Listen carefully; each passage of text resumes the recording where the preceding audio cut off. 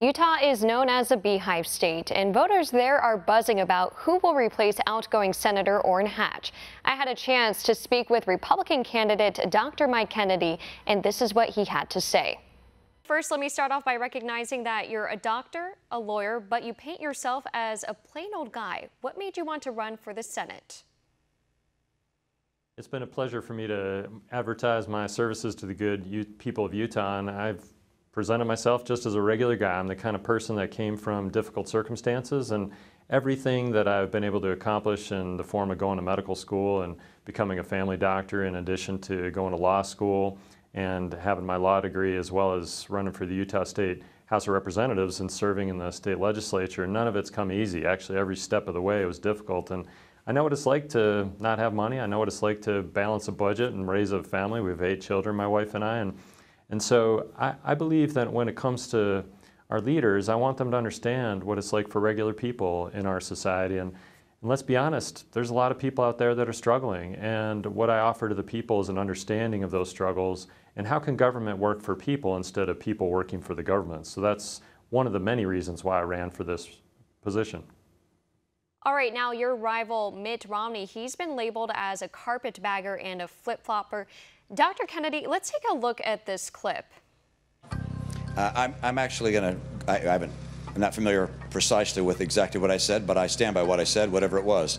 I believe that abortion should be safe and legal in this country. I am pro-life. I will defend the sanctity of human life. I will preserve and protect a woman's right to choose. I have consistently been pro-life. Even though you were effectively pro-choice? Now and then the president says I'm the grandfather of Obamacare. I want universal coverage. I want everyone in Massachusetts and in this country to have insurance. Obamacare was bad policy yesterday. It's bad policy today. Obamacare is bad news. Your plan was the basis for Obamacare. Your consultants helped Obama craft Obamacare. There's plenty of evidence that Mr. Trump is a con man, a fake. Being in Donald Trump's magnificent hotel and having his endorsement is a delight. If Donald Trump's plans were ever implemented, the country would sink into prolonged recession. Donald Trump has shown an extraordinary ability to understand how our economy works, to create jobs for the American people. I'm not in favor of new pieces of legislation on guns and taking guns away or making certain guns illegal. I signed an assault weapon ban in Massachusetts as governor. But I believe the world is getting warmer. And number 2, I believe that humans contribute to that. And so I think it's important for us to reduce our emissions of pollutants and greenhouse gases. We don't know what's causing climate change on this planet. And the idea of spending trillions and trillions of dollars to try and reduce CO2 emissions is not the right course for us. I have a plan to create 12 million new jobs. Government doesn't create jobs.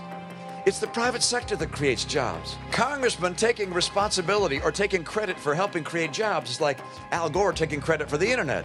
You're only allowed a certain number of flips before people begin to doubt your character. So, Dr. Kennedy, I have to ask, which Romney are you running against?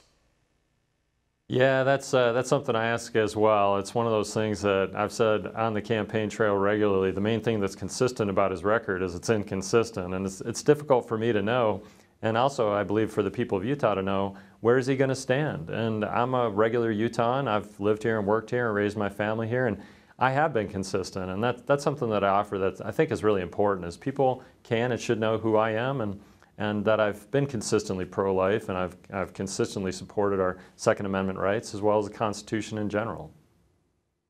At Utah's GOP nominating convention and throughout your campaign, you've compared this race to the biblical story of David versus Goliath. What do you mean by that? Thank you for bringing that up. I think that's really an important analogy for this campaign, and the reality is David, somebody who was fighting for liberty and not interested in his own welfare. We all know the old story. It's been around for a long time. And it's one of those things that David was fighting for liberty. He was not watching out for himself. He was watching out for his people. And in the case of Goliath, he was a fearsome opponent that nobody wanted to take on. And so what I've pointed out is when it comes to who is David in this analogy that I bring out on the campaign trail, I believe it's the good people of Utah who are fighting for their future, fighting for liberty, and watching out for their children, their grandchildren, and their great-grandchildren. They want us to make good decisions today. When it comes to who Goliath is, that's Washington, D.C., a fearsome opponent who continually infringes on our liberty. And where do I stand in that analogy?